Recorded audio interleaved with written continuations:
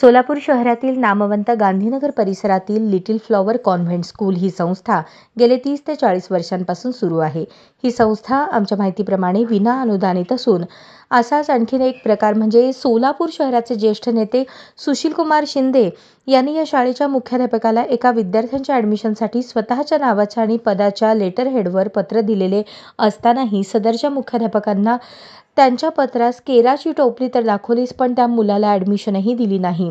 दिनांक 17 जानेवारी 2025 रोजी या शाळेचा स्नेहसंमेलन सोहळा संध्याकाळी सुरू होणार आहे, पण सदर शाळेत येणारा जाणारा रोड मागून पुढून मनपाने तयार करून दिलेला असताना त्यांचा कार्यक्रम 2 ते 3 तास उशिराने सुरू होणार असला तरी शाळेच्या प्रशासनाने मुख्य रस्त्यावर येणाऱ्या जाणाऱ्या सर्वसामान्य नागरिकांना संस्थेचे बाउन्सर उभे करून नागरिकांना मज्जाव करत आहे। मनपाने तयार केलेल्या रोडचा सर्वसामान्य नागरिकांना वापर करून न देता मस्तवालपणे त्याचा गैरवापर करताना प्रतिनिधींनी टिपलेला क्षण। सोलापूर मनपाचे आयुक्त शीतल तेली उगले यांनी याकडे गांभीर्याने लक्ष घातले। सोलापूर मनपा आयुक्त शीतल तेली उगले याकडे गांभीर्याने लक्ष घालतात की कानाडोळा करतात, हेच आमच्या जनता राज्य न्यूज चॅनलचे लक्ष लागून राहिले आहे।